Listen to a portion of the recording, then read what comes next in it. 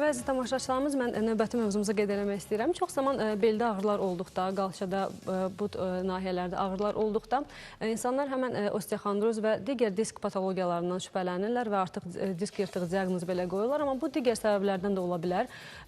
Onurğa üstündə revmatizmal bir xəstəlik olan ankilozlaşan spondilit ola bilər ki, hansı ki, burada ağrılar digər disk patologiyalarından fərqlənir. Təbii ki, ən çox ağrılar istirahətdən sonra, səhər yuxudan durandan sonra başlayır və gün ərzində keçib gedə bilir.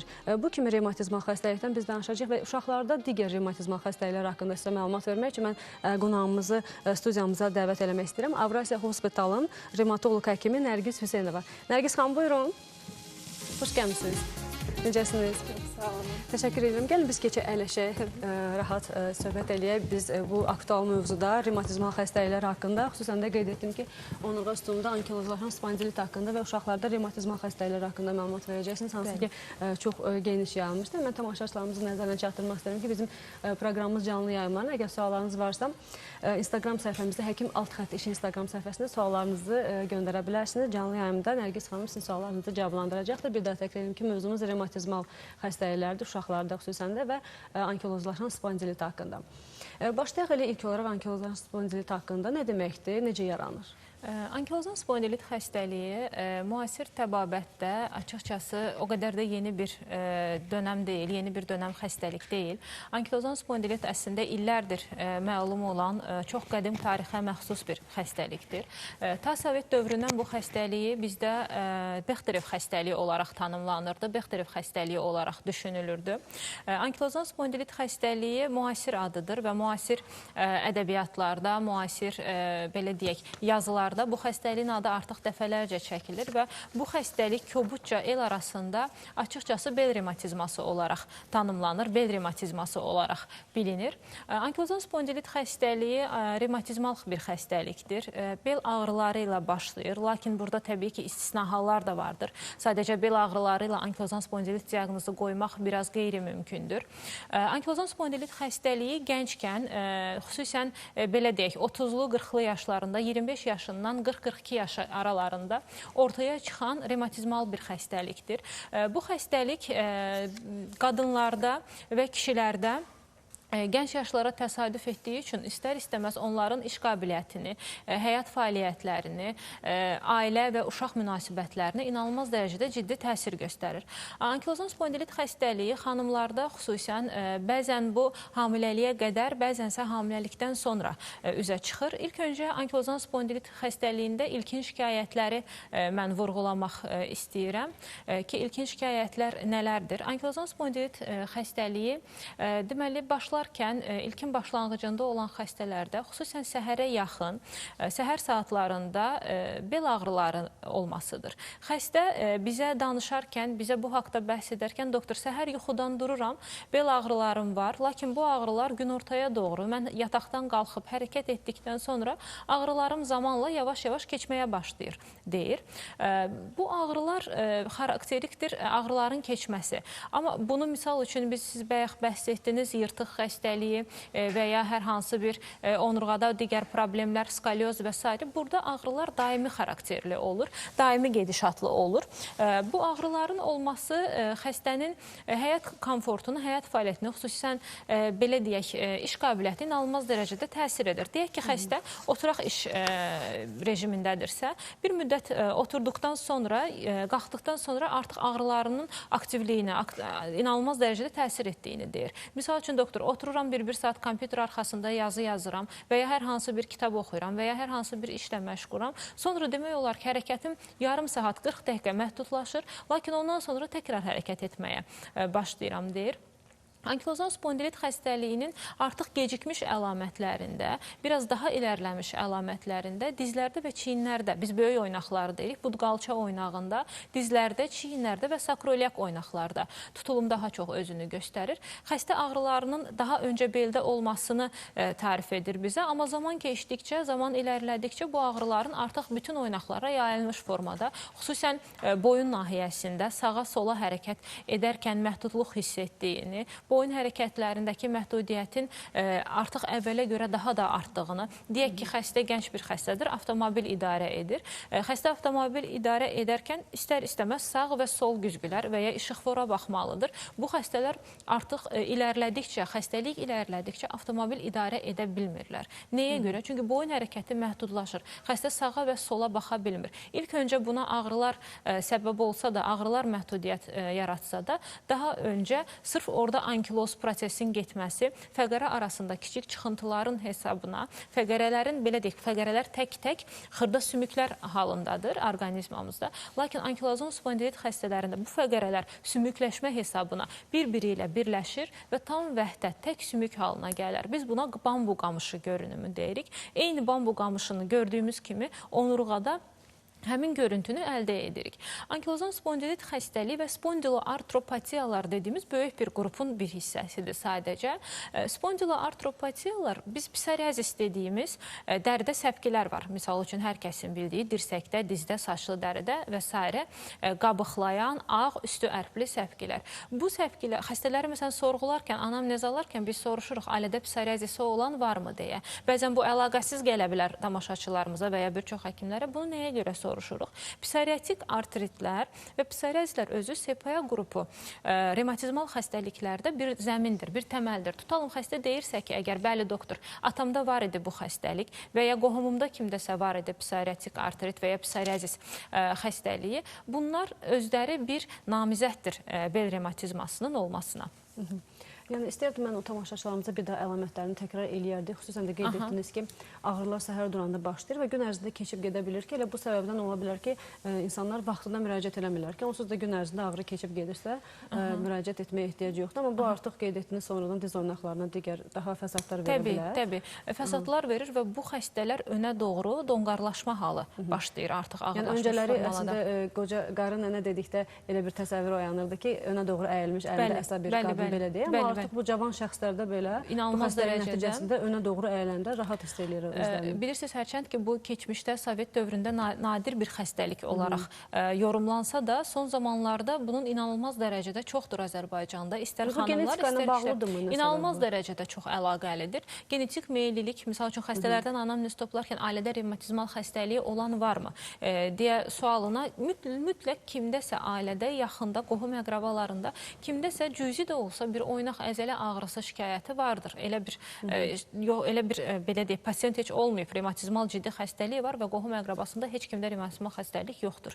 Belə bir şey yoxdur. Ankilozan spondilit xəstəliyinin xüsusi genetik faktoru vardır, genetik analizi vardır.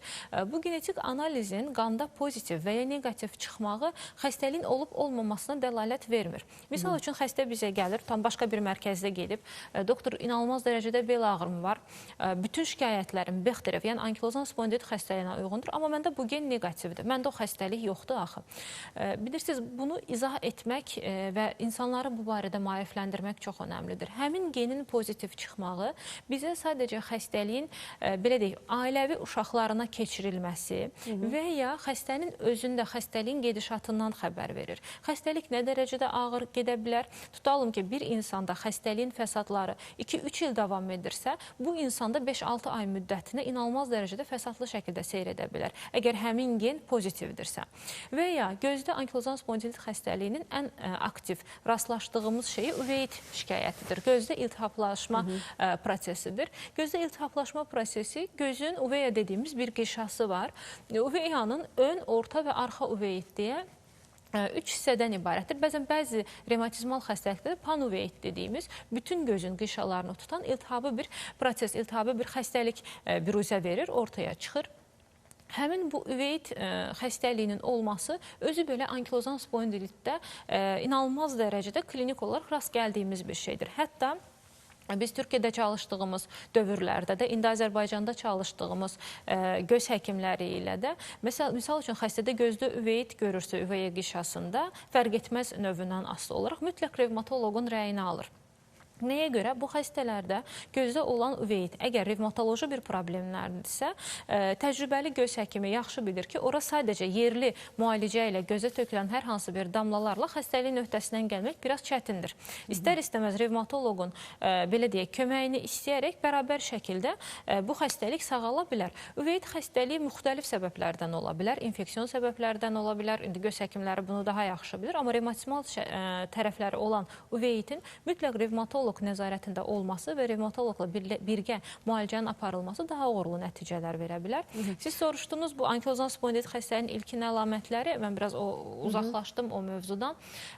Bu xəstələr bel ağrıları, xüsusən səhərlər, bəzən fikir vermədikləri, küt, biraz ağrıdı, keçdi, getdi, sanki kürəyimin ortasında ağrı var və ya səhər yuxudan qalxanda döş qəfəsimdə ağrı var, nəfəs alarkən dartılma, gərilmə hissiyatı hiss edirəm, nəsə batır sanki kürəyimin ortasında. Digər disk patologiyalarından ümumiyyətlə fərq burada ağrılar ondan ibarətdir ki, bu ağrılar istirahətdən sonra, yatdıqdan sonra artır. Amma digər disk onurğa sütunu problemləri varsa, disk patologiyaları varsa, əksinə orada hərəkətdən sonra, uzun müddət fiziki işlədikdən sonra ağrılar artmağa başlayır. Əsas fərq yəni bundan ibarətdir. Bəli. Xüsusən yırtıqlarla çox qarışdırmamaq lazımdır ankilozan spondilit xəstəliyi. İnandırın, o qədər xəstələr gəlir ki, artıq 2 dənə yırtıq əməliyyatı keçirdib xəstə və heç vaxt doktor xırda, məsəl üçün, yırtıqlar idi. Bu əməliyyatı mənə elədilər. 2 gün, 3 gün, bəlkə əməliyyatın ağrıları idi, bilmirəm. Ağrımın keçdiyini zənn etdim. Amma təkrardan baxıram, təkrardan bu ağrılar məndə davam edir və artıq hiss edirəm ki, sanki önə doğru əyilmişəm. Məsəl üçün, xəstə içəri girəndə artıq otağa daxil olanda mən çox istərdim. Həqiqətən Azərbaycanda çalışan və bu millətə xidmət edən bir həkim olaraq çox istərdim ki, çox erkən diaqnozla xəstələri görüm. Amma çox heyflər olsun ki, girən pasiyentlər doktor 16-cı həkimsiniz, doktor 13-cü həkimsiniz. Hamıda ancaq bu sözü eşidirəm. Bu çox ağır bir şeydir və bu xəstəlik həqiqətən çox fəsadlı bir xəstəlikdir. Buradan belə sizin vasitənizlə maarifləndirmiş olduq ki, cavan yaşlarda, xüsusən də 20 yaşında, 20 yaşından sonra 40 yaşına qədər ən çox rast gəlinən xəstəlikdir ki, əgər belə problemləri varsa, mütləq vaxtında həkim revmatoloqa müraciət olmanız məsləhət olunur ki, bu da müalicənin effektini təbii ki, daha da artıracaq. Düzgün diaqnozdan gedir söhbət. Təbii ki, yenə də qeyd etdik ki, disk yırtıqları ilə dəyişik salınmasın. Vaxtında bu kimi əlamətləriniz varsa, artıq müraciət etməyinizi məsləhət görürük. Və bir də nəzərinizə çatdırmaq istəyirəm ki, bugünkü mövzumuz uşaqlarda revmatizmal xəstəliklər, sonra ankilozlaşan spondilit haqqındadır və qonağımız isə Avrasiya Hospitalının revmatoloq həkimi Nərgiz Hüseynovadır. Və hal-hazırda bizim bir süjetimiz var, əziz tamaşaçılarımız. Buyurun, izləyin. Tələbinizlə yarandıq, xidmətimizlə seçildik, etimadınızla böyüdük. Sağlam yaşam üçün qapılarını açan Avrasiya Hospital 6000 kvadrat metrlik qapalı ərazini əhatə edən 50 yataqlı cərrahi stasionar, 15 yataqlı reanimasiya şöbəsi, 4 cərrahi, 2 angiografiya cihazı ilə təchiz olunmuş əməliyyatxana, bütün poliklinik şöbələri özündə birləşdirən, ən nadir cərrahi əməliyyatları icra edən, hər xəstəyə dəyərli qonağı kimi 5 ulduz göstəriciyə bərabər özəl yanaşması və xüsusi şəraiti ilə xidmətinizdədir.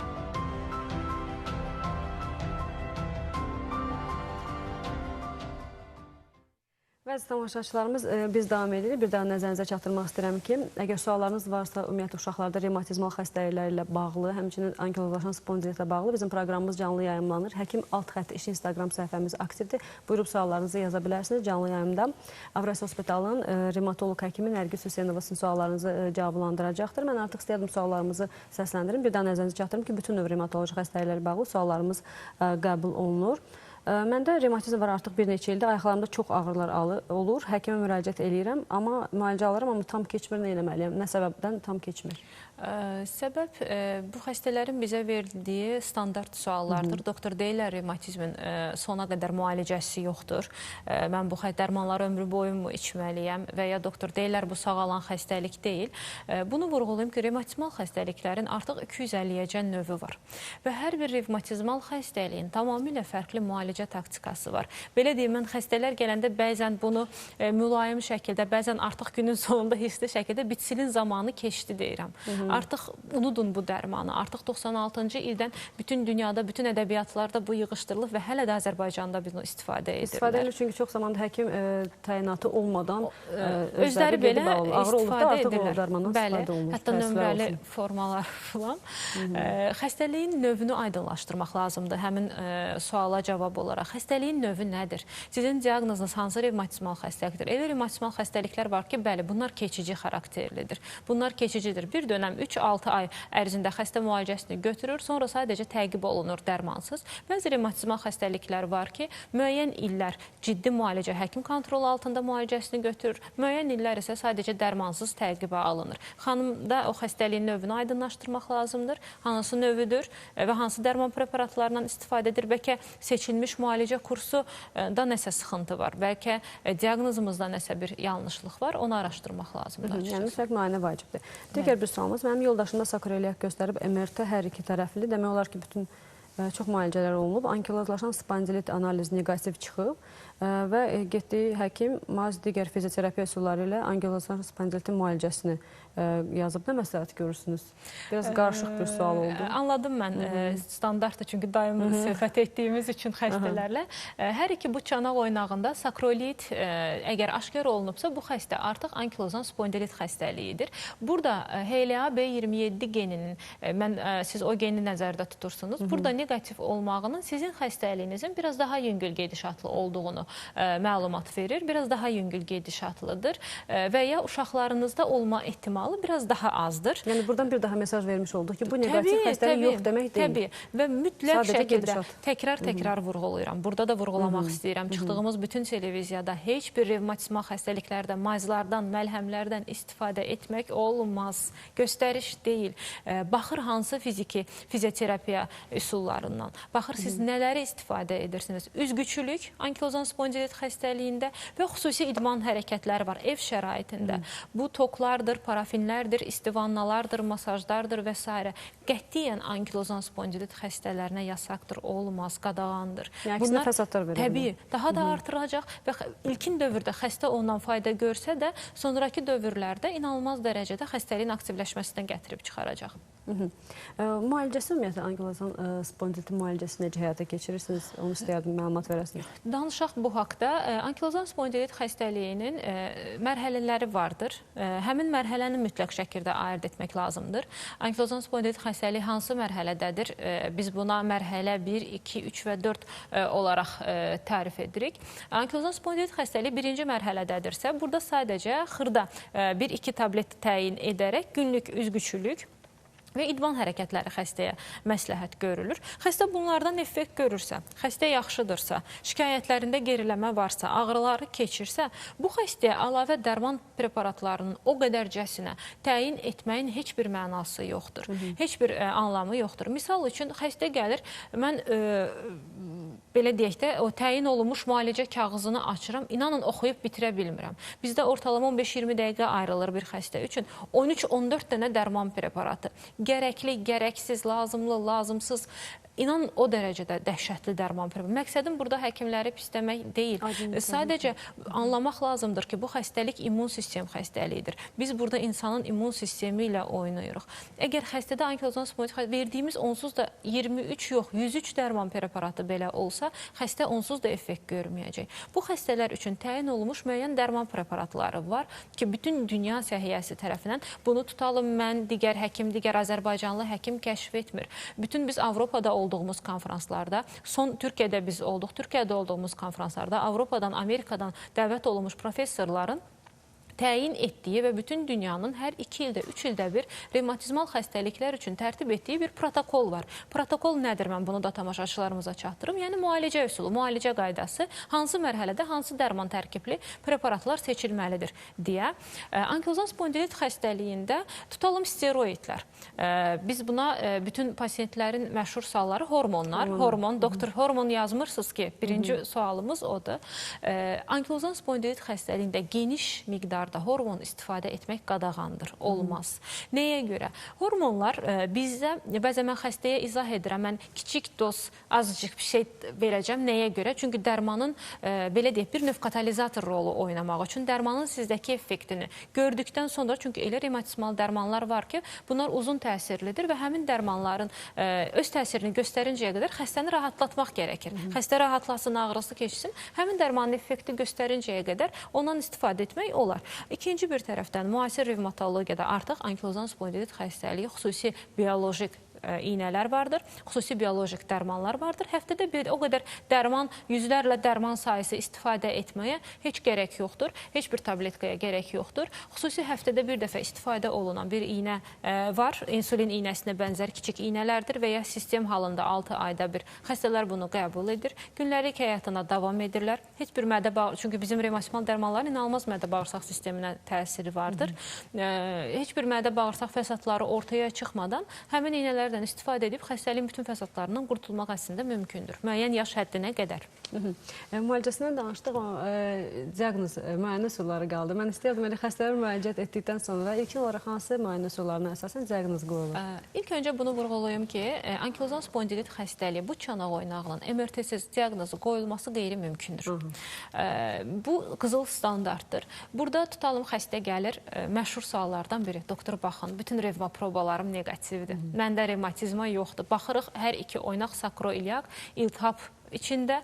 Bu qanda revmatizm çıxmayıb. Qanda tutalım, misal üçün ASO, RF, CRP 3 dənə test. Bütün xəstəxanalarda hara yaxınlaşsanız ki, mən revmatik testlər vermək istəyirəm. İnanın, heç kim sizə atqaz etməyəcək. Hamı onu verəcək. Amma bu qeyri-mümkündür. Siz bu 3 testlə revmatizmin diaqnozunu qoya bilməzsiniz. Müasir tibdə yer verilməzdir, yol verilməzdir. Və inanın, ağrıları ola-ola, ağrıları şiddətli ola-ola, xəstə tam arxayındır özünə, psixolojik olaraq ki, məndə revmatizm yoxdur. Çünki mən vermişəm, doktor, baxın, negativdir. Məni belə yanlış çıxardır. Bəzən biz ultrasəs müayinəsi edirik o oynaqlara. Baxıram ki, dizi suyun içindədir, artriti var, mayesi var. Biz misal üçün geniş istifadə edirik ultrasəs müayinəsindən. Mən otağa daxil olan hər xəstənin, mənim konsultasiyamın %50-si bizim ultrasəs müayinəmizə əsaslanır. Bütün əl biləyi oynaqları olsun, xırda əl oynaqları olsun, diz oynağı, ayaq biləyi, baş barmaq və s. İlkin olaraq mütləq ultrasəs müayinəsi mənim üçün önəmlidir. Xəstənin qanında nə çıxarsa çıxsın, mənim oynaqda olan dəyişikliyi gözlə görməm lazımdır. Yəni gözlə baxmalıyam. Ondan sonra mən qərar verməliyəm ki, xəstədə mən hansı testləri istəyəcəm. Bu oynaqda bu dəyişikliyi edə biləcək hansı revmatizma xəstəliyi ola bilər. Düşünün, o RF dediyimiz məşhur revmafaktor. Artıq acığım tutur, düzdür, bizə lazımdır artıq o testdə. Çünki o qədər inkarla yaxınlaşılır. Revmatoid faktor bütün 250 revmatizmal xəstəlikdən sadəcə 3-ündə pozitiv çıxa bilər. Düşünün. Amma biz buna görə səndə revmatizm var ya yoxdur, biz buna qərar veririk. Bizdə ilk öncə ultrasəs müayinəsi, xəstənin yaxşı toplanılmış. Mənim pasiyentlərim var, hal-hazırda izləyirlər. Allah hamısına şəfa versin. Onlar bilirlər. Mən xəstələrimə inanılmaz dərəcədə zaman ayırıram. Onları dinləməyə çalışıram. Çünki inanın, xəstədən yaxşı toplanmış anamnez elə müalicənin yarısıdır. Müalicəni yarı həll edirik. Və əziz tamaşaçılarımız, mən bir daha nəzərinizə çatdırmaq istəyirəm ki, mövzumuz uşaqlarda, ümumiyyətlə revmatizmal xəstəliklər haqqında və həmçinin ankilozlaşan spondilit haqqındadır. Qonağımız isə Avrasiya Hospitalının revmatoloq həkimi Nərgiz Hüseynova. Əgər suallarınız varsa, bizim Instagram səhifəmiz aktivdir. Həkim Alt Instagram səhifəsinə yazıb suallarınızı Nərgiz xanıma yönləndirə bilərsiniz və mən artıq bir sualımı səsləndirmək istəyirəm. Mənim qızımın 3 yaşı var. Səhərlər saat 5-dən 6-ya qədər ayaqlar ağrıyır. Revmatizma ola bilərmi? Nə məsləhət görürsünüz? Səhər 5-dən 6-ya. Səhər saat 5-6 radələrində. Deməli, belə deyək, bəzən uşaq neçə yaşındadır? 3 yaşında. 3 yaşında uşaq açıqcası ayaq ağrısı tarif edə bilməz. Yəni, mənim ayağımda ağrı var və ya filan nahiyədə ağrı var. Sadəcə bu uşaqlarda... Valideyn yazıbsa, ola bilər ki, uşaq hiss etmir və ya başqa bir əzələ oynaq ağrısı və ya əzələ ağrısıdır və ya hər hansı bir vitamin çatışmazlığıdır. Mən hər zaman nəyin tərəfdarıyam? Hər gün eyni vaxtda ağrı, Eyni vaxtda, eyni saatda, uşağın o saatda oyanması, ayağını tutması və s. Açıkçası, mütləq şəkildə mən hər zaman deyirəm, uşaq pasiyentlərimdə pediatr mənim, belə deyək, olmazsa olmazımdır. Mənə pediatr mütləq lazımdır. Nəyə görə? Uşaqlar böyüklərə görə daha revmatizmal cəhətdən fəsadlı keçirə bilər və onların yeniyetməlik çağına və digər fəsadlara səbəb ola bilər. Ona görə mən ilk öncə məsləhət bilərdim. Bir pediatrla görüşürsün. Pediatrları onlara məsləhət görərsə, orada psixoloqla mı görüşmək lazımdır, ananı maarifləndirmək üçün o yaşda uşağın psixoloqla çox bir işi olmaz və ya müəyyən qan təhlillərinə baxılsın. Əgər revmatizmal xəstəlik aşkar olunarsa, şübhəli hər hansı bir, belə deyək ki, an diqqətimizi çəkərsə, o zaman revmatoloqla paralel uşağımızı apara bilərik, müalicəsinə məşğul ola bilərik. 3 yaşında uşaqda ola bilər revmatizma bu arada. Ümumiyyətlə, ola bilər, elə uşaqlarda, elə yeri gəlmişkən istəyərdim valideynlərimizə də o tövsiyəni, o belə deyək, əlamətləri qeyd eləyəsiniz. Elə kiçik yaşlı uşaqlarda, körpə uşaqlarda valideynlər nəyə diqqət eləsinlər, nə olduqda, hansı şikayətlər olduqda artıq revmatizmal xəstəliklərdən şübhələnmək lazımdır. Deməli, uşaqlarda ilk öncə bunu vurğulayım, revmatizmal xəstəliyin yaşı yoxdur. Misal üçün, gəlir 40 yaşında bir xanımda, sizdə revmatizm var deyirəm, deyir, yox, mən uşaq vaxtı revmatizm keçirtməmişəm axı. Bunun uşaqlıqla, böyüklüklə, yaşla heç bir əlaqəsi yoxdur. Bizim hal-hazırda Avrasiya Hospitalda revmatoloji mərkəzimiz açılır. Biz onun loqosunda işarələmişik. Mən orada xüsusən ağac seçmişəm və ağacda yarpaqlar yaşlıdan gəncə doğru gedir. Sırf şəkli olaraq, şəkli yazı olaraq bunu insanlara çatdırmaq ki, revmatizmin yaşı yoxdur. Ta gəncdən, uşaq yaşından yeni doğulmuş uşaqda belə revmatizmal xəstəlik aşkar olunur. Anada varsa. Bunun fəsadları uşağa belə bəzən ötürülə bilir. Hamiləlik zamanı keçirilən revmatizmal xəstəliklər ta ana bətnindəykən uşaq da ana ilə paralel bu xəstəliyi yaşaya bilər, keçirdə bilər.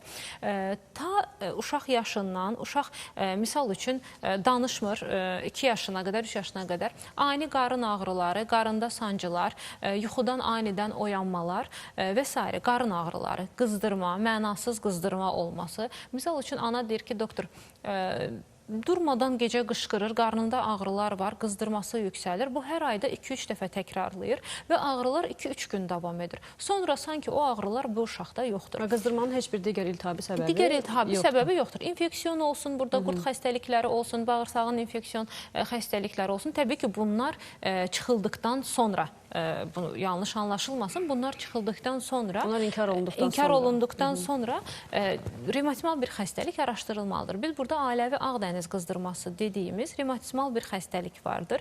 Hansı ki, bu ta keçmişdən, qədimdən indiyəcən Yahudi xəstəliyi, Türk xəstəliyi, Ağdəniz sahili ölkələrdə üzə çıxan bir xəstəlikdir, məlum olan bir xəstəlikdir. Bu xəstəliyin uşaq yaşında, gənc yaşında, geçmiş yaşında, yaşlı yaşında belə üzə çıxma ehtimalı yüksəkdir.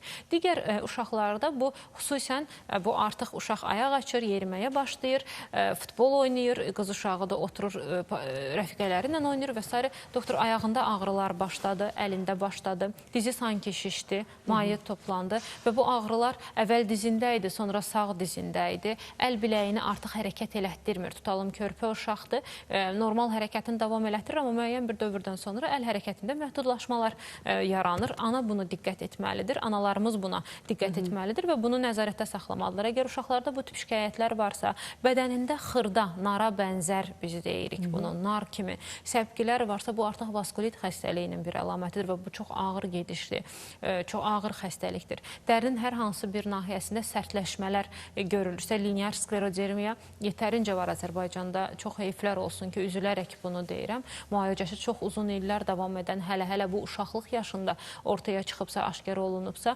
düşünün bu xəstə 50-60 yaşına qədər daima günlük dərman qəbul etməlidir. Yetərincə çoxdur. Uşaqlarda nəzərə çatdırım ki, bu xəstəliyin fəsadları daha ağırdır, daha qalıcıdır. Ona görə daha diqqətli olmalarını və daha ciddi nəzarət etmələrini soruşuram. Uşaqlar vurğulamışkən indi ağlıma gəldi və mütləq şəkildə bunu demək istəyirəm. Angina. Doktor, uşağın artıq ətini kəstirsəm revmatizması keçərmi? Və ya doktor, uşağım tez-tez angina olmur axı, onun niyə revmatizması olsun? Akut revmatizmal qızdırma dediyimiz, xüsusən infeksiyon xəstəliklərdən sonra və kəskin anginalardan sonra ortaya çıxan əzələ oynaq ağrılarına bağlı revmatizmal xəstəliklər vardır. Bu xəstəliklər daha çox uşaqlıq yaşına təsadüf edir və bu uşaqlar mütləq kardioloqun və revmatoloqun yanında mütləq pediatrında olması önəmlidir ki, bu xəstələr bu 3 həkimin nəzarəti altında zamanla müalicə olunsunlar. Bu xəstələrdə ASO yüksəkliyi çıxır. ASO yüksəkliyi antistreptolizin hormonudur və bu hormonun yüksəkliyi, mən hər zaman bunu valideynlərə, analara dəfələrlə anlatıram, danışıram. Bu xəstədə stafilokok infeksiyasına haçansa yoluxmanı bizə göstərir. Narahat olmayın. Bu haçansa bu tutalım bir dəfə 300 çıxar, bir dəfə 600 çıxar, bir dəfə 500 çıxar. Önəmli olan sizin uşaqda bunun fəsadı varmı? Gəlib ağrıyır, oynağı yox. Ürəyində, döş qəfəsində bir narahatçılığı varmı? Yox. Doktor, sadəcə ASO, bəs poliklinikada baxdıq, yüksəkdir. Deyirəm ki, narahat olmayın. Əgər o sizə zərər verərsə, uşağın ürək qapaqlarında prolaps dediyimiz kobudca sallanmalara və ya qapaq qarınlaşmalarına, ki, bunu bizə kardioloqlarımız yönləndirir, bunu kəşf edən kardioloqlarımızdır.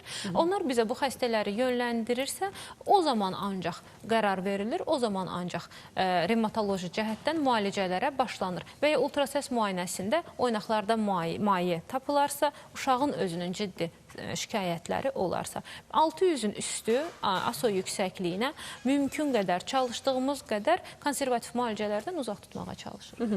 Mən yenə suallarımı səsləndirim. Mənim 38 yaşım var, revmatizma ilə əlaqədar çox həkimdə olmuşam. Müalicə effekt vermir. Mənə revmatoid artrit diaqnozu qoyulub. Dediyiniz bütün əlamətlər var. Bel ağrısından tutmuş göz iltiblaşmasına qədər uzun müddətdə artıq dəri altı səpkilər də baş verir. Nə məsləhət görürsünüz?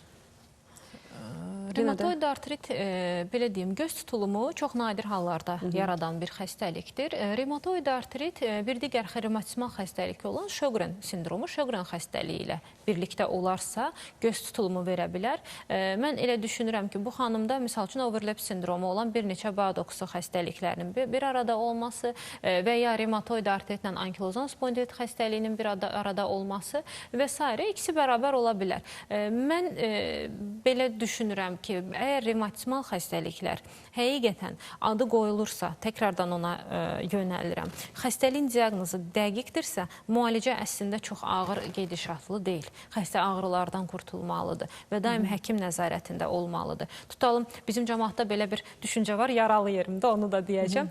Doktor deyir, getdim həkimə müalicə götürdüm, bir ay müalicə götürdüm, dərmanlarımı kəsdim. Nə oldu? Məndə ağrılar yenə başladı. Revmatik xəstəliyin müalicəsini şəkər xəstəliyi kimi, təzyiq xəstəliyi kimi və ya uzun müddətli istifadə olunan, biz məsəl üçün şəkər xəstəsi, biz eşidirikmi, mən bugün insulini vurdum, bir ay vurmuram, ondan sonra görüm qalxacaq. Yox, artıq bunu hamı qəbullanıb. Mən elə düşünürəm ki, revmatizmal xəstəliklərin xəstəlik haqqında və müalicəsi haqqında bizim cəmaatın çox bunun maarifləndirilməyinə ehtiyacımız var, çox ehtiyacımız var ki, bu xəstələr anlamalıdır, həkim nəzarətində olmalıdır. Mən hər zaman xəstələrimə deyirəm, mən olum və ya başqa revmatoloq olsun, inanın heç bir fərqi yoxdur. Sadəcə siz normal kontrolda qalın və oynaqlar fəsadsız keçirilsin. Çünki revmatoid artrit o qədər ağır fəsadlara səbəb olan bir xəstəlikdir. Ağciyər tutulumu yaradarsa ciddi nəfəs darlığına, barmaqlarda ciddi fəsadlara əlini gizlədir xəstələr, utanır, o dərəcədə ağırdır, gənc xanımdır, qızdır, universitet tələbəsidir, hər hansı bir salonda çalışır,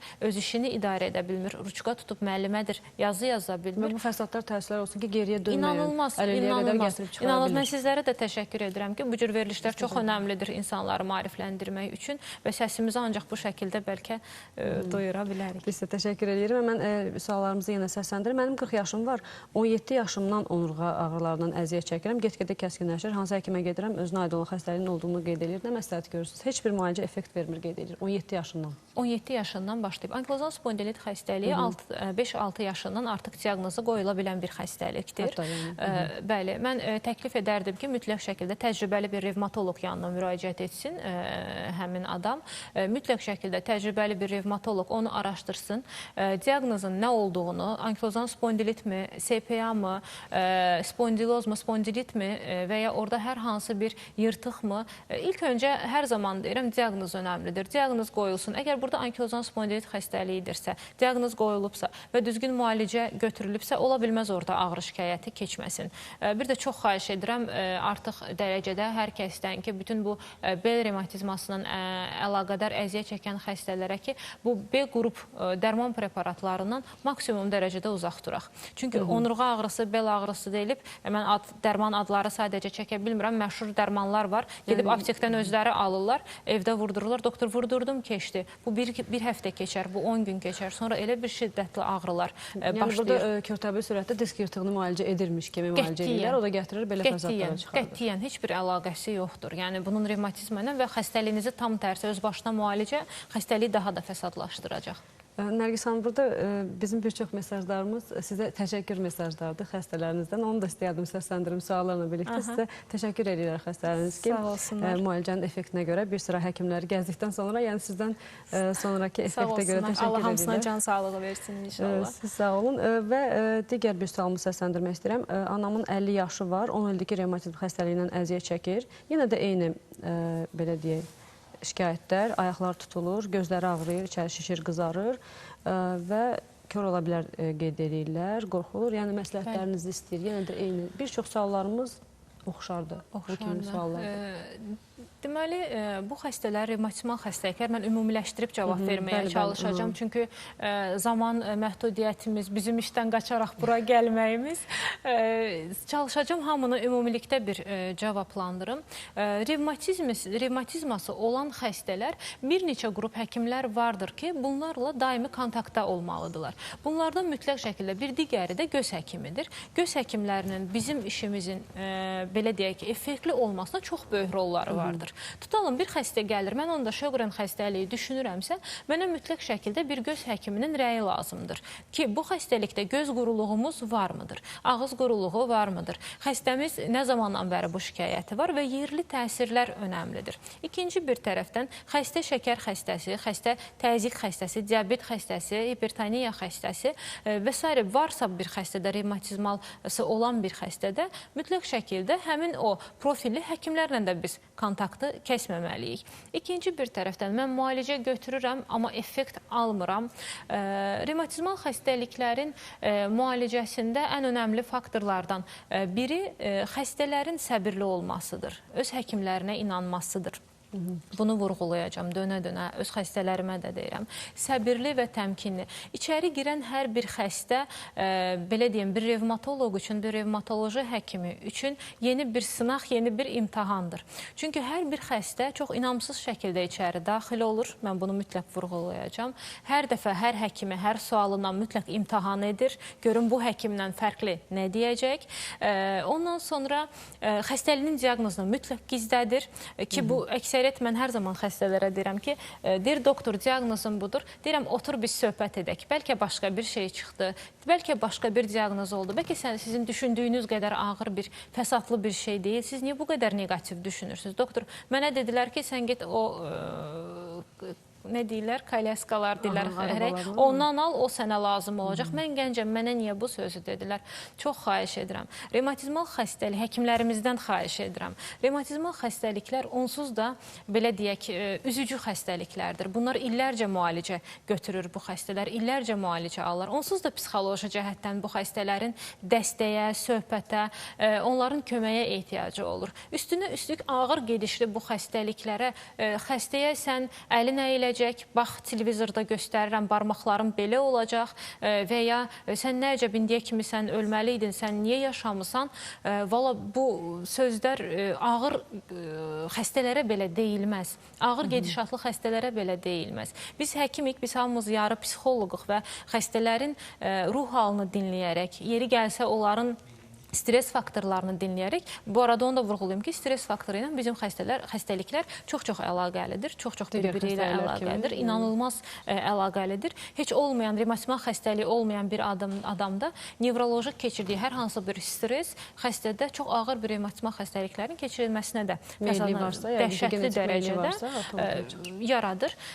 Yəni, diaqnozumuzu doğru qoyaq. Xəstələrimizə, pasiyentlərimizə, bizlərdən şəfa gözləyən insanlara, belə deyək, öz diqqətimizi əsirgəməyək. Onlara sən pis olacaqsan, gəl, mən səni yaxşı eləyim filan. Məncə daha çox onlara dəstək olmaq, onların yanında olmaq, onların müalicəsinin uğurlu olmasında məncə valla yarı faktordur. Bu çox önəmlidir.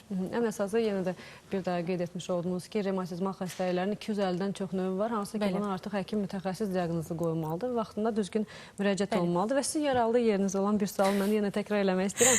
Mənim anamın 62 yaşı var, 20 ilə yaxın hər dəfə revmatizm analizlərdən bayaq qeyd etdiyiniz remofaktordan yoxlatdırır və negativ çıxır, amma həkimlər revmatoid poliartrit diaqnozu qoyulub, neçə illərdə ayaqları ağrır. Yəni yenə də burada bayaq qeyd etdiyiniz kimi negativdir deyə inanmalar həkimə, amma istəyərdim buna da bir açıqlıq sonunda yenə də gətirəsiniz ki...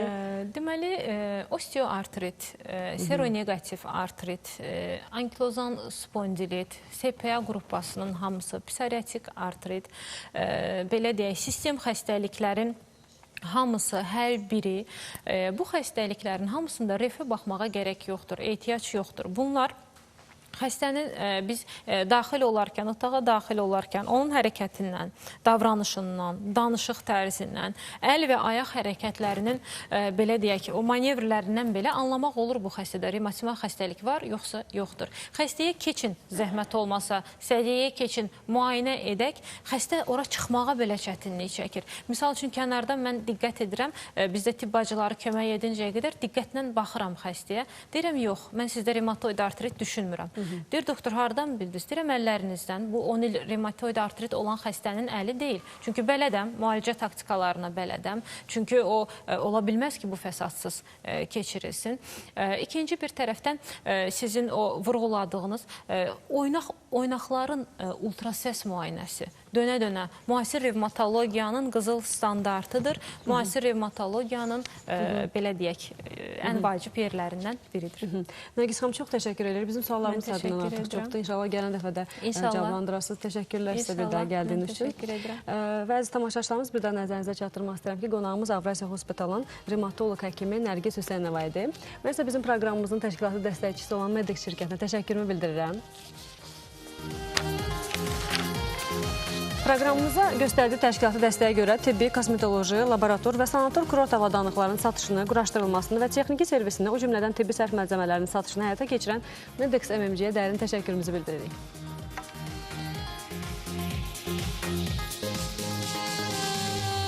Mənim isə xüsusi təşəkkürüm həmişə olduğu kimi əynində gördüyünüz geyimə görə hökumət evinin arxasında yerləşən, orijinal İtalyan brendi olan Luisa Spagnoli butikinədir. Dərin təşəkkürümü bildirəm. Əziz xanımlarımız, gözəl görünmək istəyirsinizsə, zövqlü və keyfiyyətli geyimlərə sahib olmaq istəyirsinizsə, siz də buyura bilərsiniz Luisa Spagnoli butikinə. Əziz tamaşaçılarımız, mən sizinlə sağollaşıram. Sabah yenidən görüşərik. Sağ olun, sağlamlığınızı həkim işinə etibar edin.